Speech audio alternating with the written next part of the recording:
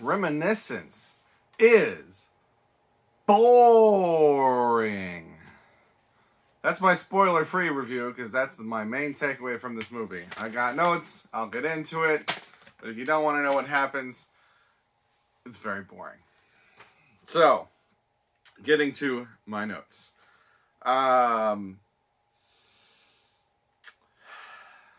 This movie is completely focused around Hugh Jackman and his relationship with this woman, whose name is May, in the movie. And the first time he sees her, she goes into this memory machine that he's got, and he's watching her memories, and he watches more than he's supposed to, which is going to come back later, but he sees her singing. She's a singer at like a jazz club type thing, and I wrote down, it's like he's never seen someone sing before. Now we find out later why he had the reaction that he did to that performance, but that's like an hour and a half later. At this point in the movie, this is supposed to be the catalyst that kickstarts our emotional investment in the movie, and it doesn't make sense why it would stick out to him so much. They could have easily put that reason that we find out later earlier in the movie so that we would understand in the moment why it stuck out to him so much, but they don't put that in until towards the end.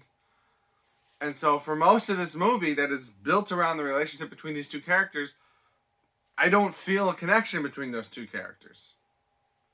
There's not a whole lot of chemistry there from what I'm seeing. So it's hard to get invested in a story about two characters when I don't care about those two characters' interactions with each other. At some point I wrote, is this a Batman movie? So we get this bad guy of the movie who's like a land baron, and they talk about how he burns down land with people still inside so that he can buy it cheap, so that he can own it all, and it's just like, it sounds like something out of a comic book movie.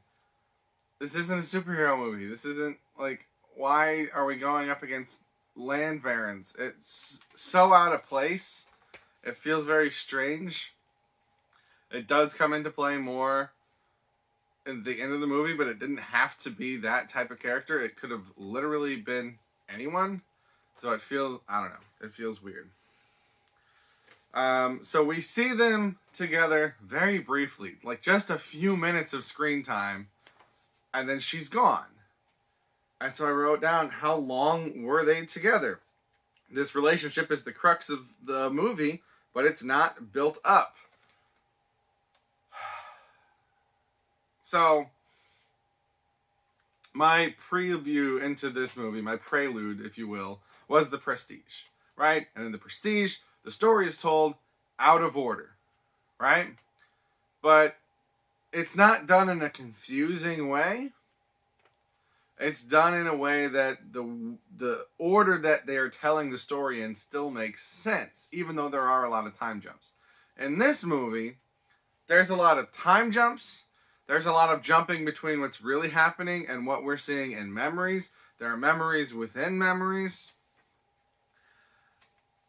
And things that should be addressed at the beginning of the movie, like, why is he so invested in her singing? Why is he so, why does he fall in love with her? Why is this connection so strong that this is going to drive the rest of the movie? Those answers do come later on. But I don't care at that point because I'm an hour into the movie already and I haven't seen anything to drive the rest of the movie. When you put the important stuff at the end, the first part of the movie, I don't care. Right? So I don't have a problem with telling a story out of order, but you need to have the right pieces in the right order. I'm fine with doing reveals at the end, and I'm fine with doing reveals at the end that will reframe the stuff you've seen before, so that if you rewatch it, you pick up on new things. But when you put the important stuff last, you lose me, because I don't care.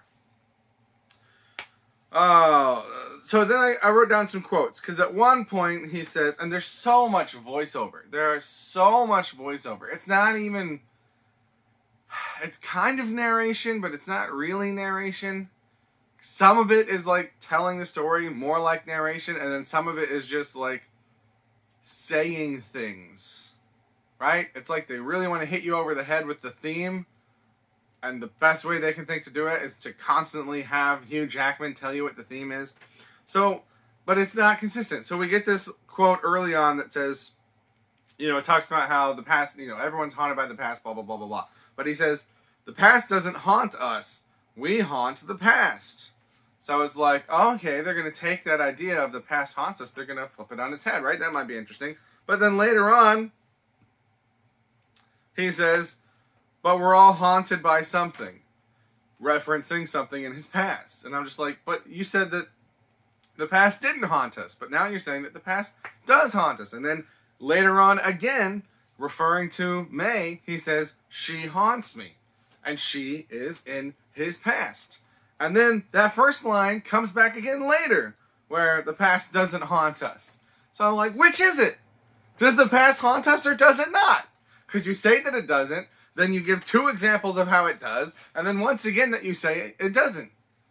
It's so inconsistent, and it's such a big focus, right? If it was a little thing that, was inconsistent, I probably wouldn't have noticed, but it's told directly to the audience from Hugh Jackman, not the character in the movie. It's not something that the character says. Hugh Jackman, the storyteller, is telling us these things, and it contradicts itself. At one point I wrote, what's the timeline? Because I can't keep track what's current, what's in the past, what's current, but watching a memory of the past. It's very unclear. It's like those movies where it's hard to tell what, you see someone wake up from a dream sequence or a daydream sequence, but you don't know how much screen time of what you just saw was part of that dream sequence. You don't know when real things stopped and the dream sequence started. That's how this movie is, except for instead of dream sequence, it's memories. And again, we've got memories inside of memories. A lot of repeated lines. There are so many repeated lines in this movie, or lines that are repeated with just a slight twist. Like, if you took the script, I don't know how long movie scripts are, but if you took the script, I bet at least 25% of the script would be elsewhere in the script. They repeat so many lines. Sometimes it's for more of a story purpose because we get things in a new context, right? Similar to some of the stuff in The Prestige, right? Someone will say something at one point that's taken in one way, and then after a reveal, there will be a memory flashback to that thing, and we now have new context for it. But most of the time, it's just repeating the same lines. He's got this whole, what would you call it? Hugh Jackman is like the guy that runs this memory machine, and he's got this whole script that he follows to get people into it, right? You're going on a journey through events you've already been to before. The way you get there is to follow the sound of my voice, blah, blah, blah, blah, blah. And we get it in full, like 3 or 4 or 5 times. And it's just like, once you do it once or twice, you can just start it, right? You're going on a journey, and then we understand what comes next. We don't have to hear the whole thing so many times. And just little things like that. So there are things that the characters repeat. There are things that the narrator, Hugh Jackman, the narrator / storyteller, repeats. And then there are things that characters' lines are repeated through memory, even though the character doesn't actually say them twice. But so much of this movie is repeating the same lines over and over. My next note says, big chunks of this movie are edited like trailers. So you know how in trailers, there will be like establishing shots and visual elements focusing on one thing, while there are voiceovers and audio elements that focus on another thing, because they're trying to pack in a bunch of stuff into a small time frame, right? So they might show one thing while telling you another thing at the same time. That's how a lot of this movie is. Just random shots of the world, right? They're establishing shots, but we're in Miami and we're in New Orleans, right? We don't need constant establishing shots back and forth. And there are just weird pans, and like, it looks like something out of a, you know, someone that's learning how to edit film trailers. Like, it looks like a basic by-the-numbers attempt at that, including weird voiceovers. Where something, and again, Hugh Jackman is also the storyteller / narrator. But then there are also times where his character is talking, but it's a voiceover, and it'll show something else, and we'll hear his character thinking that it's the narrator, but then it will cut mid-sentence to showing his character actually saying the line in the story. It's very confusing. It's very jarring. And it looks like like I said, big chunks of this movie look like they're trailers. They don't look like a movie, right? A movie trailer looks very different than a movie. The way it's edited and the way that we see sequences of events or snippets of events. But big pieces of this movie seem like they're snippets of events rather than the actual events themselves. So then I just tried focusing on anything else because I was so bored by this point. So this memory machine, it's this tank, and people lay down in this water, and you know, it's the Animus, right? Except for instead of accessing ancestral enemies or ancestral memories, you're accessing your own memories. But it's basically the Animus. But it's got this water in this tank, and I wrote down, do they change the water in that tank? Because like, we never see any kind of cleaning process or reset process or anything like that. And I get that that's not going to be the most interesting thing to show on screen, but I feel like if you can repeat lines over and over and over, and you can have big chunks of your screen time dedicated to random snippets and edits that don't make any logical sense in the story, you can at least show us that yes, there's a process for draining this and cleaning it and refilling it with new water. Because it just kind of seems like every client that they ever had shares a bathtub with dirty water that never changes. I'm sure that's not true. That's just what it kind of seems like. Okay, so then we have this scene where the DA's office... There's one scene where the DA's office is trying to get a suspect to submit to a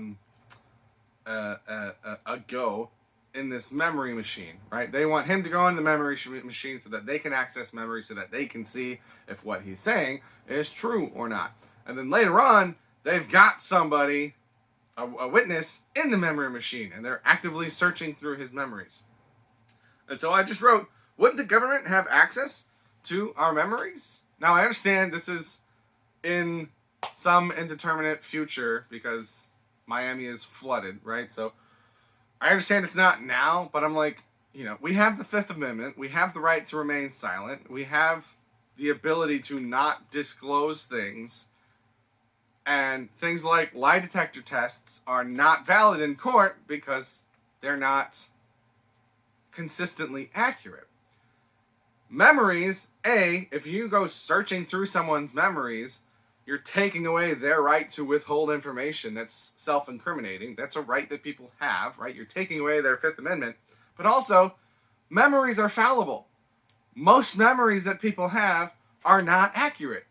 Memory is not a solid piece of evidence. And they don't, you know, again, if you're going to do something like that, if that needs to happen for your plot, which in a legal sense, it doesn't need to be happening in this movie. It could be happening for other reasons to get the pieces of the plot that we need to move forward. I don't think it needs to be a legal sense, but even if you need it to be happening in a legal sense, then just have a line of dialogue about how the laws have changed and now this is acceptable, okay? It still would be weird, but at least you're acknowledging it. But as just presented as is, I'm just like, that's not how the judicial system works. Okay, what do I have next? Alright, so I have a few notes about, you know, coincidences and what are the odds of that? What are the chances of that? Again, later on in the movie, we find out that they weren't coincidences. Everything was planned. Everything was set up, blah, blah, blah, blah, blah. But, again, by that point, I'm out. I don't care. because I've not been given anything definitive to latch onto, right? The connection to the song, big moment that I don't find out the reason for until later. Their relationship between him and the girl, big piece of this movie. I don't find out why it's so important until later. And then we get these connections between different people that seem like coincidences, and we don't find out why until later. When all the big pieces of your movie aren't revealed until the end, most of your movie doesn't make sense, right? Maybe they wanted this movie to be one of those movies that you get more of on a second watch. And again, things like The Prestige. Like, I understand putting rewatch value into your movie, but I don't think that your movie should require a second watch to be enjoyable. There's a difference between having an enjoyable second watch and having an enjoyable second watch because your first watch was not enjoyable. And my first watch of this movie was not enjoyable. Okay. Alright, so, like I was saying, they could have had some line of dialogue about how the Fifth Amendment, whatever, that whole concept has changed. There is a line of dialogue about why, when he is watching people's memories, he can see the people themselves, right? Because obviously, we don't see ourselves in our own memories. But the movie wants to show these scenes as they're happening. So we have this whole scene, this whole bit, this whole series of dialogue, this conversation, where Hugh Jackman's character explains to May that that's just how our brains work, right? If we go back to a memory and we focus on it, we see ourselves in that memory. And I buy that, right? Because when I remember things in my own life, sometimes I see myself, even though obviously I didn't actually see myself. So I'm fine with that. That's a fair explanation. But then, later on, after they've established that, we're watching somebody else's memories, and it's all first person. It's all from their point of view. And I'm like, I thought the reason you put that explanation into your movie was that you didn't have to have most of your movie these weird point of view shots. And all except for that one memory are not point of view shots. But that memory, for whatever reason, is a point of view shot. Now that's done in a different location, and it's done using a projector rather than the weird hologram machine that Hugh Jackman's company has. So maybe that's why. But they don't explain that. So that's me trying to justify it on the movie's behalf instead of the movie explaining it and making sense in itself. So I just wrote, why establish that people can see themselves and then go back to point of view footage. Then I started writing down times. There were 2 times where I checked the time of the movie because I'm like, this movie has to be almost over now, right? We've got to be almost to the end. This has been so long. The first time I checked that, I was 43 minutes into the movie. Of a 2-hour movie. Second time, I was an hour and a half into the movie. And there was still half an hour left. And it's so long. It was so long. And I watched this movie, like, I slept in this morning, got up, and I was still bored out of my mind. So it's not like it was late, or I was tired, or anything like that. This is the first thing I did today, watching it on HBO Max. And I wanted to go back to bed. Now that the movie's over, I don't want to go back to bed, right? I'm not still tired. The movie was just so boring to me. Then my next note was my whiny note. I wrote, this is long and slow and boring. My next note is that there was a lot of you can't handle the truth elements to this movie. So the girl, May, disappears early on. So most of the movie is him trying to find her. And all sorts of different people are like, you're not going to find her. She left. Let her go. She doesn't want to be found. Blah, blah, blah, blah, blah. And as he continues down the road, there's another guy, one of the bad guys, and he starts telling them stuff like, you're not going to like what you find. You're going to hate it, right? It's better to not know. Blah, blah, blah, blah, blah. And it's just like, it's setting it up for her to be like something horrible, right? And we find out a lot of things about her before then. We find out that she's a drug user. We find out that she has been playing Hugh Jackman the whole time. We find out that she's with guys all the time. She does this with people. This is what she does. So, like, we've already found out a lot of things about her. And this other guy's like, you want to know. You don't want to know what happened, man. You're not going to want to know. Blah, blah, blah, blah, blah. And it's just like, how much worse can it possibly get? And the answer is, she died. Okay? Now, that's not great for Hugh Jackman, right? Because he's still in love with her. But, like, that's not like some incomprehensible thing that, oh, you can't even imagine how bad it's going to be, man. Like, she just died. And I'm, like, expecting this big, huge reveal about how she wasn't working for these people. She was actually the one leading it the whole time, right? No. The big bad news is that she died. Okay, so then there's a lot of hullabaloo about this song, right? And so it turns out that this was a song that Hugh Jackman's character's grandfather, I think, used to sing to him or hum to him or something like that. And the song that he first sees her singing is that song, and that's what that connection is. And more information about that song comes in and is learned about later. But the first time he's watching her memories, she comes in because she claims that she lost her keys. And so she needs to go through her memories to find the keys. And they find that, right? And they should stop. Turn the machine off. And the person that he works with says, okay, we're done. But he sees her in her, evening dress or whatever, about to go on stage. And he resists what his coworker is saying and continues watching this woman's memories, right? Which is against the protocol of their business, right? Because you're only supposed to watch what you're supposed to see. And then she goes on stage and then she sings that song, and that's the connection.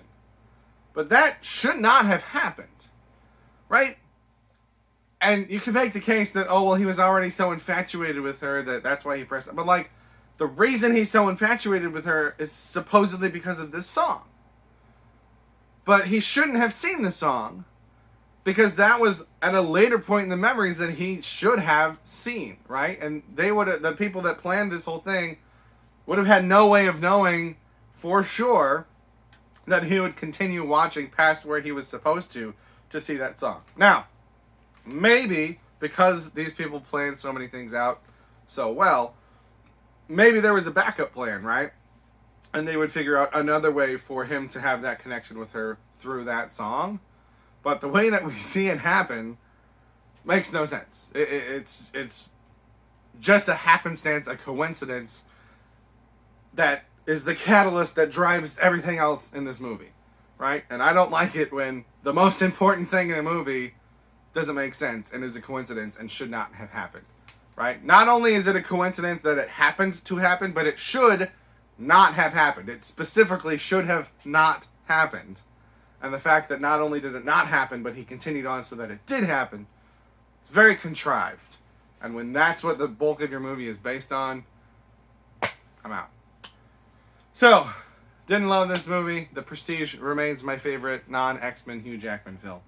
I got nothing else to say. I feel like I've made my thoughts pretty clear. If you enjoyed it, hey, good for you. Maybe this is one like The Prestige where I just have to be in the right mindset to watch it, and my expectations might have been off, so maybe if I ever for any reason decided to give this another try, there's a chance that I might enjoy it more, especially since I've seen it now and so I know what happens. But because I had such a bad time with it, I'm not looking to rewatch it anytime soon.